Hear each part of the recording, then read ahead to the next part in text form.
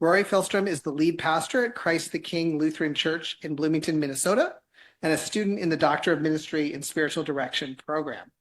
He is also the dungeon master pastor of a pioneering ministry called Roll for Joy, where he develops unique tabletop role-playing ministry experiences, including retreats, classes, and curation of online spaces. You can hear him talk more about all of this on the Roll for Joycast, a podcast that started as a result of the capstone project for Dr. Murad's class, Engaging in a Multi-Faith World. So please join me in welcoming Rory.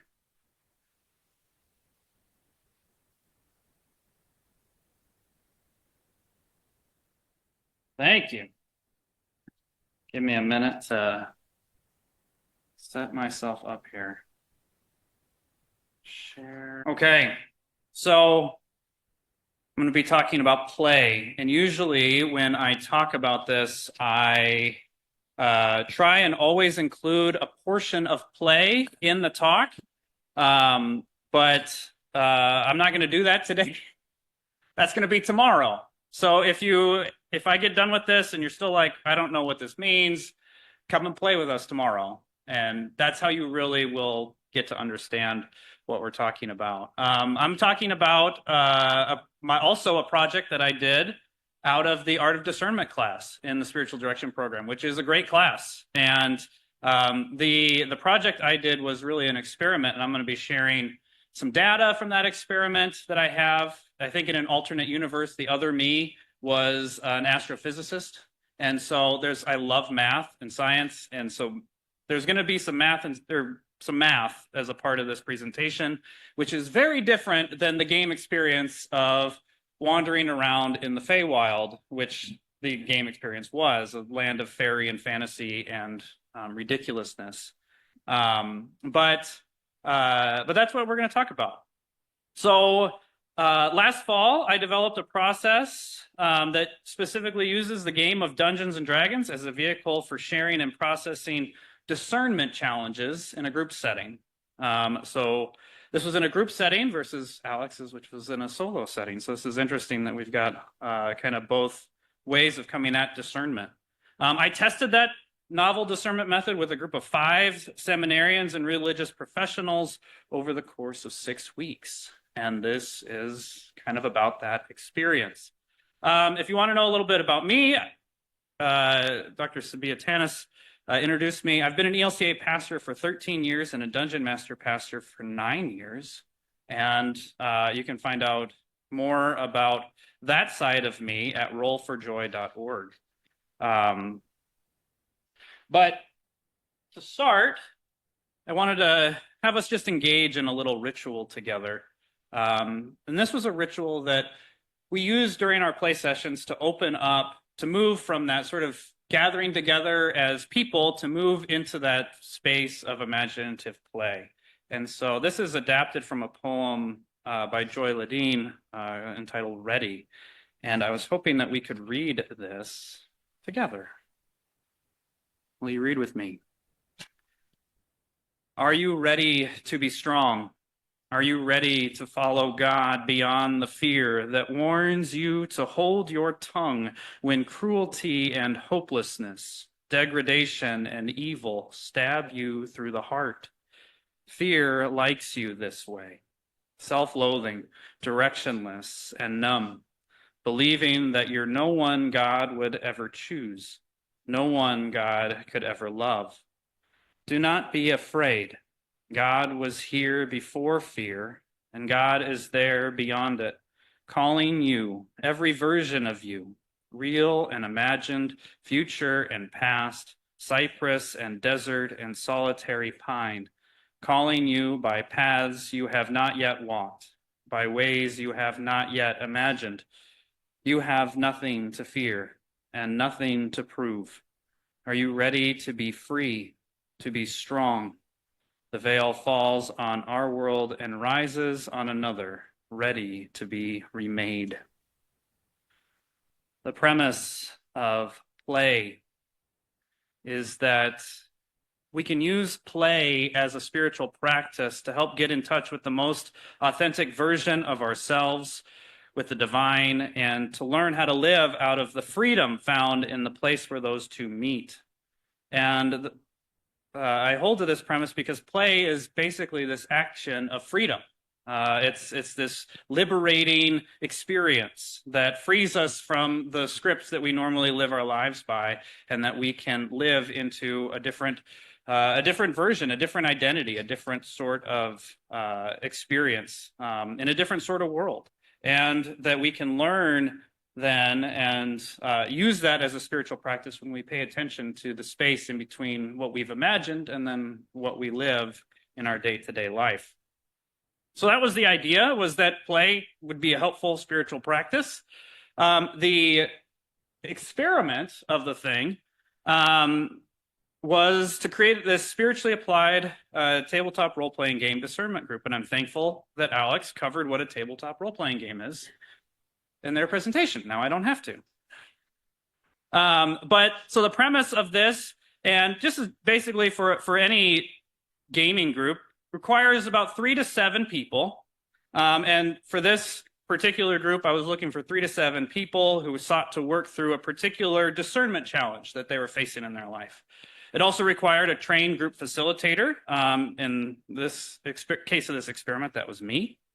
3 to 7 people forms this ideal party size for a tabletop role-playing game. It's also a really great size for group sharing and processing. The group gathered together. We'd meet for 2 hours a week for 6 weeks, and we'd use play as a vehicle for exploring the discernment challenges that each person was bringing to the table. So in the experiment, the test group had 5 participants. These are not their real names, but we had Harma, who was a 34-year-old male, who was Baptist, ordained parish minister. We had Shams, who was a 48-year-old male, an ordained military chaplain in the Church of the Nazarene. We had Rock, who was a 46-year-old male, a Christian UCC seminary student. We had Elias, who was a 43-year-old male, who was an ordained minister in the Seventh-day Adventist Church, but was retired and on disability. And then we had Kit, who was a 58-year-old female in the ELCA, who was a lay academic and coach. So how we gathered together, our first meeting, we had a session 0, where in tabletop role-playing game terms, this is that first gathering where you're kind of coming to the common agreement about the game you're going to play. So during that time, we created characters together, established relationships, got to know each other a little bit, figured out how the characters would know each other. We reviewed safety tools that we were going to use during our play experience. We used a tool called Script Change. It just has an ability, anytime you play an imaginative role-playing game, there's a potential, especially with other people, that things come up because you can imagine anything. And the usefulness of play and that experience as a fun, playful experience can really get sidetracked or destroyed when non-safe things come up. So safety tools are really important part of this. And then we shared our real-life discernment challenges with one another. Each person in the test group, they all had a specific challenge they were going through, a tough decision they were trying to make about their vocation. Just happened to be they're all vocational. After that first session, we had 5 other sessions, and those sessions ran loosely on this structure of 5 minutes for a check-in, 80 minutes for playing, 30 minutes as a processing at the end, and then 5 minutes for kind of a checkout. So each week then, I structured the processing part, or kind of the questions that we asked and processed through, were structured around the cycle, the social discernment cycle. So discernment is both, it's a process that you go through. It's also a formative act with traits to develop. And so I looked at both of those in this experiment. And so for the process to go through, I looked at this as kind of a process that we could walk through. So Elizabeth Liebert writes in her book, The Soul of Discernment, of Spiritual Practices for Communities and Institutions, about this social discernment cycle. And as Liebert describes them, the stages of discernment include throughout this primary state of spiritual freedom. And then from that, you choose the focus of the thing you're going to focus your discernment activity on. After that, you take some time and you notice and describe the situation. What are things? How are things now as they are? You perform some social analysis around that current situation. Then there's an introduction of theological reflection and prayer before coming to some sort of decision and seeking inner confirmation about that decision, and then reviewing that decision and seeking structural confirmation or outside confirmation. These stages aren't necessarily linear, but progress through the cycle is marked by experience of consolation and spiritual freedom, while an experience of desolation or feeling like you've hit a dead end, she would encourage you to go back to a previous spot in the cycle, reground yourself in spiritual freedom, and just retrace your steps and start over. And then there was a question of, okay, I'm going to do this weird thing, have a group of people play Dungeons and Dragons and call it discernment. How can I show Dr. Talvakia that this is actually effective, besides just having fun? I know we can have fun playing a game. Will it be spiritually effective as a discernment process? So again, I went back to this definition of discernment as both a process with the stages to move through and as a formative act with traits to develop. And so defining that formative trait then as this skill of discernment, I define it as an ability of an individual or community to apply wisdom to their internal and external understandings of their present situation and to make choices that are right, fair, and just. So I tried to find things that could measure this stuff. The decisional conflict scale was a tool that I found. It's a 16-item questionnaire that was developed by, we have it here. It was developed by the Patient AIDS Research Group at the Ottawa Hospital Research Institute. It was for use in measuring the state of decisional conflict in patients around important treatment choices that they were being faced with. And it was a way of sort of checking in with a patient if they're really on board with the big treatment decision that they just made. And I had a feeling, I had a hunch that maybe this tool, just modifying the wording ever so slightly to change it from just being like a medical treatment option to being just more broadly an option of a choice, that it might be useful as well in helping us measure whether people are further along the discernment path or not. And so this was that tool to kind of measure the state of discernment. For the traits of discernment, I found there's a discernment practices indicator scale, which is a 14-item scale that was developed for business use in evaluating leaders for the quality of discernment using 3 key factors: faith, intuition, and courage. It was developed by Hazel Troffer and others and published in the Leadership and Organization Development Journal. Because it was new scale and I wasn't quite sure about the ability of any scale to measure a spiritual reality, I added a few other measures just to get some additional information. And so other things that I had the players work through was a workplace social courage scale, a types of intuition scale, and an attitudes related to spirituality scale. And so the results. So after playing, I had people do these at the beginning session, and then I had them do them again at the end after that 6 weeks and just see what happens. And so it was actually pretty promising. And obviously I did this with 5 people once, so I would love to do some more of this. And as I develop my dissertation, I hope to be, and go into practicum and spiritual direction, I hope to be able to do more of these sorts of groups. So not able to make any expansive claims, but it did show signs of being a moderately effective tool for increasing participants' capacities for discernment and being a significantly effective tool for improving participants' states of discernment. So in the numbers, what I mean by that is that that discernment practices indicator showed an average of a 10% increase in participants for the capacities for discernment in all three factors of courage, intuition, and faith. And that decisional conflict in the participants was reduced by an average of almost 50%. And so if you look at it, here's more numbers. Told you I was going to be a physicist. I like math. So the top one there, the decisional conflict scale, started out, the average decisional conflict within the group was at 48.75%. When we ended, it was at 24.69%. And the developers of that tool said, like, anything under 30% means there's not really a whole lot of conflict around that decision anymore. The discernment practices indicator had three different things that it measured: courage, intuition, and faith. I said average of 10% across the board. Courage was up 9.8%, intuition up 12.26%, and faith up about 11%.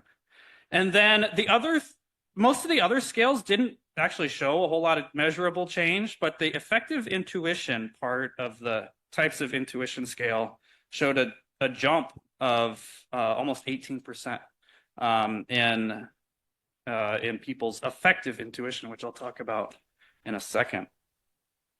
So here's some more graphs of the individual participants and the average line. So this is the decisional conflict scale. You can see where people started and where they ended.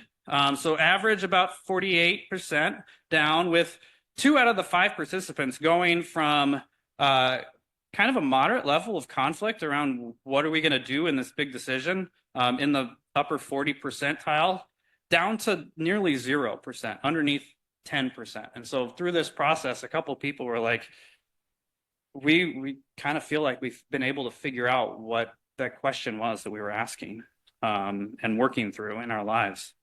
So that was really promising. This is the total of the discernment practices indicator. I've got those broken out. Here's the courage. So you can see levels of courage jumping up. Again, that was just under 10%.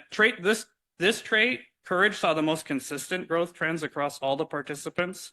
Intuition and faith saw more variable results, but everybody increased in courage, which matched one of my initial hypotheses that role-playing out situations that required their characters to practice courage would positively impact the courage of the players themselves. As you pretend to be courageous, you actually are becoming more courageous by exercising your courage muscle. That's why, we have games where we play at all sorts of things, and that's how we learn some things. Here's the scale for faith, a couple significant jumps, and then some others, not a lot of change. That was kind of individualistic. And then, let's see, there we go.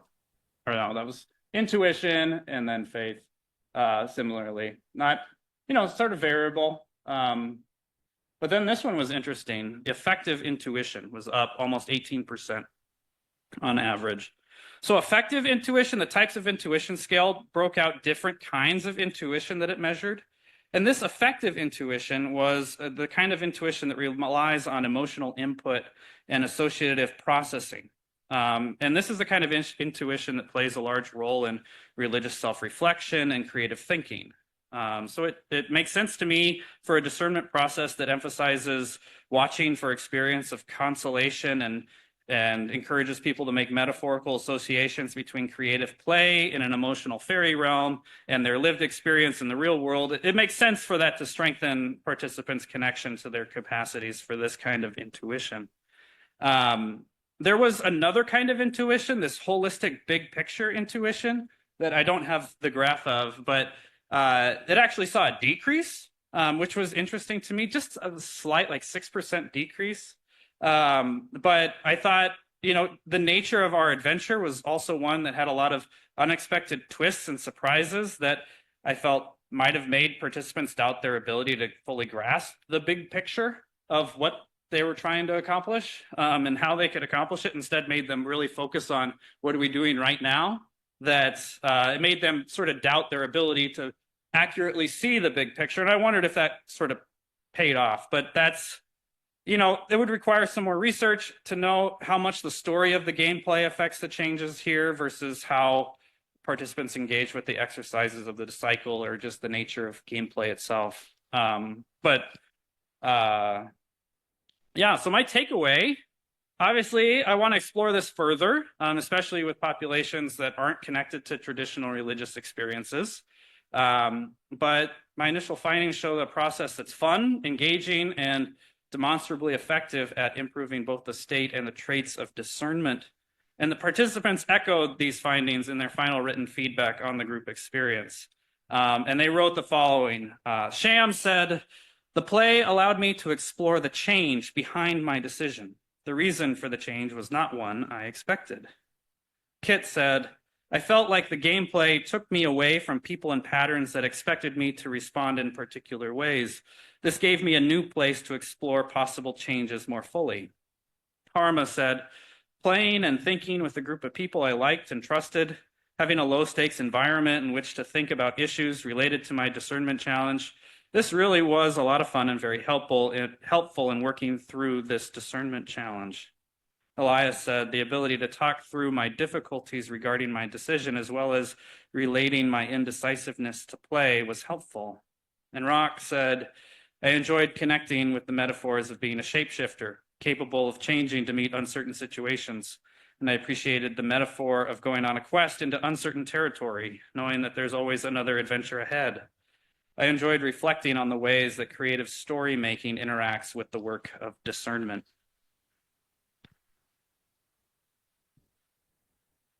As my presentation comes to a close, and the veil falls on this world and the experiment of imagination and possibilities, I also want to end with the ritual that we would exit our time of play with, which was a ritual of prayer. And allow me to pray. Spirit of God, hover over us. Lift the veil on our minds. Awaken our senses to your world again. Awaken our love to your presence again. Awaken our desires to your desires again. Call and help us listen.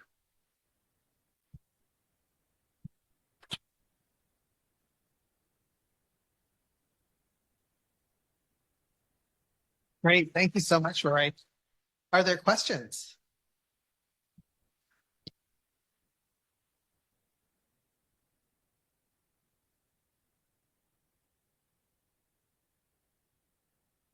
Thank you for sharing. Again, I'm just like blown away by all the really cool and innovative ideas that have been coming out this week. I know that you only did this with like a few people one time, so you might not have the answer for this, but I was just curious if you think that the character that people picked for themselves played a role in their change, because I feel like if you pick a character that's very different from who you are, then it may open you up to being more flexible. So I wondered if you saw anything like that. And then a second question is, I was just wondering if you could tell us a little bit more about Roll for Joy, because that really piqued my curiosity. Sure. So yeah, I did this particular experiment once. I've done a lot of play in sort of an applied way, and had actually an entire retreat where we talked about self-reflection through the player character, and had people bring characters, one that was a lot like them, one that they made that was not like them at all, and then just some other character that they made up freely. And anytime you create something, you always put a bit of yourself in it, even if you think you didn't. And that was one of the wonderful things for people to discover in that character that was not like them at all. They were like, oh, wait, no, this is like me. And maybe I like some of it, and maybe I don't. Maybe it's some challenging things. But yeah, it definitely has an impact. And I like when I choose a game that I'm going to use for something like this, I like to have some freedom in that character creation moment, where people aren't picking a character to play, but they're creating the identity of that character as a part of the play. Because whatever they put out there is a part of themselves that they're putting out there to play with. And that, so people do that in different ways. Like you said, there's people that just want to play like a version of themselves. That's maybe like, you know, if it's in a fantasy game, maybe it's just like a little fantasized version of themselves. Some people pick like one particular trait of themselves that they really want to work on, and they try to pick a character that's all that. So I had a player who they really wanted to get more in touch with their, not in this group, but in another occasion, where they really wanted to get in touch with their like sexuality and their ability to play like a sexual person and feel like they're a little bit freer with their body. And so they picked a character who was like super lusty, bard, always wanted to like seduce everybody, and was just like very comfortable in their sexuality. And they were very uncomfortable playing that character. But, you know, they kind of played it as this like experiment. Can I learn to be a little bit more like this? And then there's sometimes people play as their shadow selves, or like that character, that part of themselves that they hide, or they think that isn't okay to be. But in a game of imagination, you can bring it out and you play with it, and maybe they're, you know, it's some self-destructive tendencies that they don't want to play out in their own lives, but they can feel stronger about playing out in a game. I run these games with my youth group at the church I'm in, and we had a game. One of the kids had some self-destructive tendencies in the past and played a really self-destructive character, but in a big way in the game. And that was just kind of their way of saying, hey, there's this really dark side of me here. So yeah, lots of different things. And then you asked about Roll for Joy. Yeah, so we have a Discord channel where we have ongoing conversation, and there's ongoing games. I've been running games with ministry leaders mostly. It was the initial group of people for almost 10 years. It was a way of creating peer relationships in Western North Dakota when we were all very, very far away from each other. And then I run an annual retreat. I'm in a period of vocational transition right now, so I don't have the details on that retreat at the moment for this year, but it will probably be in either August or October this year. And we like to go to the ARC Retreat Center up in Stanchfield. Has been the home of that. And so there's blog on there. We have a podcast that I said, I think we just recorded our 3rd episode, and we're going to be recording episodes monthly. So things like that.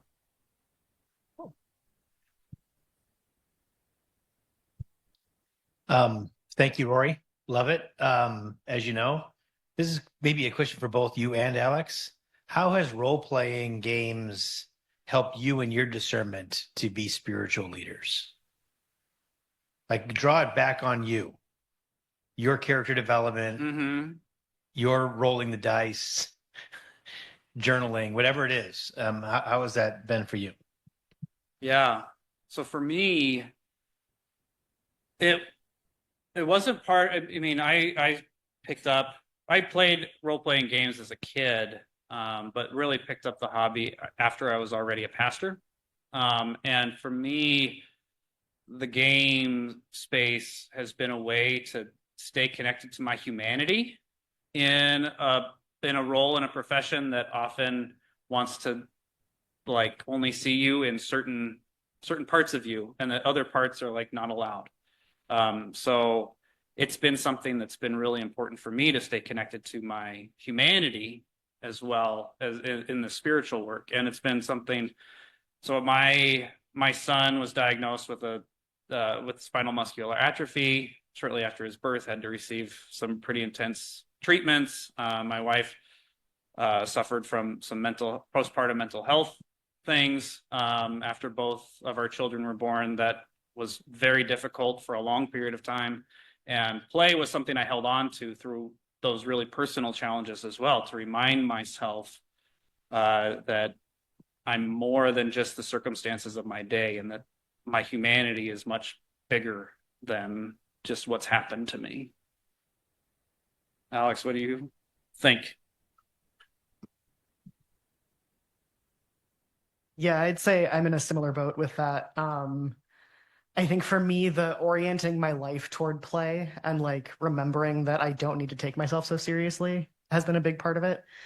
And also, there's a lot of, in a really good gaming group, you hold space for each other and like leave openings for each other to do cool things. And like that space holding has been something that I always do, have always done in my life. But like that, I think playing with it has developed that skill significantly. Yeah, I am curious about my understanding about the gaming world is that it's predominantly men who play. And I'm wondering if you have thoughts on questions around safety and accessibility for non-men to get into gaming. Mm-hmm. Yeah, I think that's it is. I would say it's changing. I think the world of games just as a sort of socially acceptable hobby has really like exploded in the last 10 years. And there's been a trajectory of growth. And I think there are more and more spaces that are just like women friendly, queer friendly spaces in the tabletop role-playing game space and in other gaming spaces. I think that's really a value and a priority for a lot of the gaming community, and something that it gets really centered in the gaming community. And yeah, I think somebody, I think like the cishet male game players gravitate towards certain spaces, and then queer or women players find safety in other spaces. And maybe Alex, you can talk to that too. But I do think that there's a potential in this work, not just for reaching people that are not traditionally, like queer people and minorities and people that aren't necessarily attracted to a church or spiritual religious experience, that might come and be a part of something weird like a role-playing game spiritual experience. But I think it's also an opportunity to reach cishet men in a way that, there's a problem with masculinity in our country. And I think there need to be spaces for men to come and heal and find out better versions of themselves. And so I think there's also space for this kind of a hobby and this kind of work to provide a space for that. Yeah, I'd agree with that. Role-playing games are really having a moment right now, it feels like. Like if there's really been an explosion of the popularity of them, and so many of the more independent games that are coming up are by queer creators and women and trans creators, and like it's very cool to watch. But I think Rory's right, is that the groups tend to self-select based on identity a lot of the time. And so while it can often still feel like a very male and white male dominated space, there are increasingly more and more spaces for other people to come in and that are catering specifically to other groups of people, which is great to watch.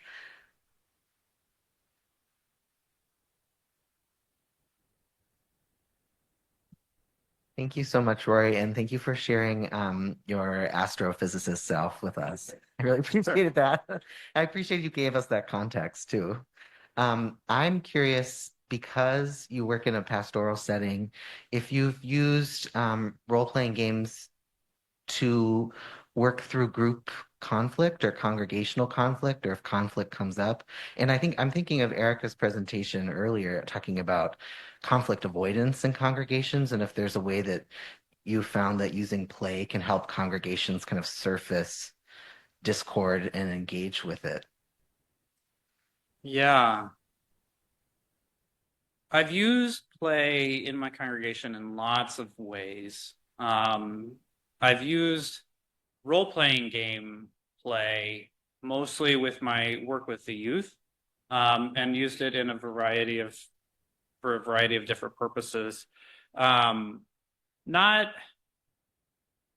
I mean, there is a way of saying like, okay, here's a small group of people. There's some conflict among these people, and as you know, my role as the game master is not necessarily to like lay it down and say you know this is the way we're going to resolve this, but provide prompts and situations and encouragement to the players then to like have conversations among themselves and try and resolve like how do we deal with this problematic player and this problematic presence in our group.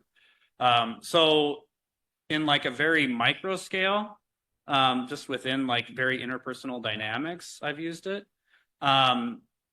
What your question made me think of is actually what we just did at our congregational annual meeting in January, where our congregation, you know, we're facing a budget shortfall, we're declining attendance, the pandemic was hard on us, and we're passing a budget this year that's moving us from 2 pastors down to 1 pastor by the end of the year. Very difficult conversation to have, and very heavy, and like you feel like you're losing everything.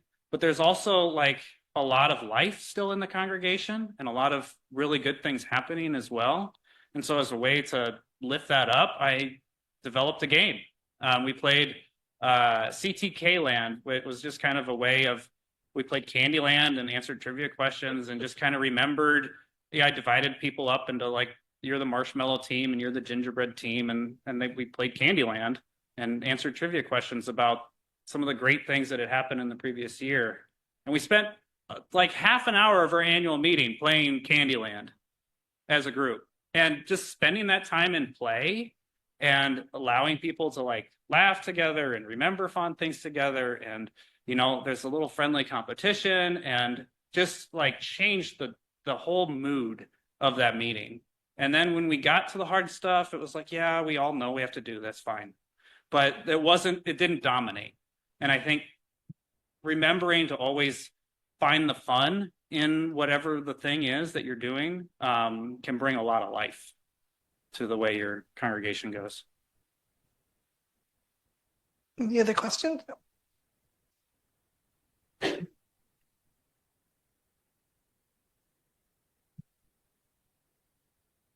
I don't know if anybody already asked this, but do you ever use this for discernment in your congregation? Or do you have any ideas about how you could use it for discernment? Yeah, like as how the congregation is going to move forward in a certain area or make a decision. Yeah. So I think this experiment that I did was really, it was a group process, but we weren't a group discerning a group challenge. It was individual challenges being discerned in the group. And it was helpful for that. It gave each person like an opportunity to think through as they played their character in different ways. And then we asked questions about like, how did this relate to your challenge that you're facing? You know, the way that you showed up as your character today, what does that have to do with this part of your challenge? That was really fruitful. I mean, I think there's potential, like the social discernment cycle and that process that Elizabeth Liebert lays out is meant for a group to work through together as a group discernment process. And so I think there are ways that would do that. Playing a role-playing game often becomes like, how am I showing up as me, as my person, and how am I working together with the other people? And so it could be something that I could see being really useful for like a team that's figuring out, like a new team or a team that's trying to deepen their relationships with one another, to figure out, okay, well, how do we work together, and who are the people that have certain skills that they bring to the table? Who do we call on in this sort of circumstance and that sort of circumstance? So I think it could be helpful in like identifying those traits, but it's really good at personal discovery. A little bit harder to work as a whole congregation, but there are, I guess I have done this with a pastor's conference down in Rochester. I had them pretend their churches were a character, and they had to like give their churches the ability scores: constitution, strength, dexterity, wisdom, intelligence, charisma. And it was like, all right, you have these 6 scores, you have to rank them for your church. Where are you strongest? Where are you the less strong? What are the special powers that your congregation has that aren't unique? And that was helpful, just kind of like in what's the identity of our place.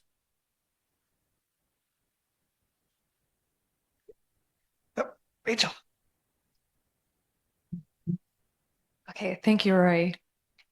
What I didn't articulate very well with Alex, but what is really exciting for me to see is this as a tool for teaching people how to take risk. And I just want to name, it sounds like the skillful ways you guys set up that safety so that people can take that risk. It's very exciting to me. Because I do go to an ALCA church, discernment's like a very, to me, churchy word. And I'm curious if you use a different word when you're talking about this process to people who might come from a more secular background. And I know too, discernment is not just a religious word, but if people don't know. Yeah, I don't know. I tend to just use it and say, and then like define it if I have to. But again, like this experiment was with very churchy people, and so it would be like there would be an open space of learning as we do it in other spaces. I don't know. You work with a less churchy crowd?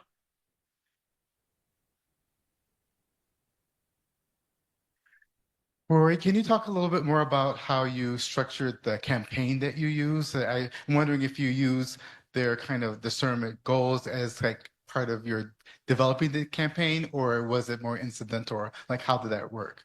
Yeah. So I put a lot, like it was challenging because I wasn't sure how to do it. And they all had their different challenges. It all ended up being vocational. And so what I did to start the session was I said, okay, the very first session, I'm going to make them make a vocational decision by the end of it, or that was kind of one of the conflicts. And so there was a dungeon that they all had some job in doing, and that they were presented with choices, and there were a few different options, very different options about where the adventure might go after that. And then as a group, they had to decide what was going to be their job, what was going to be their adventure that they followed.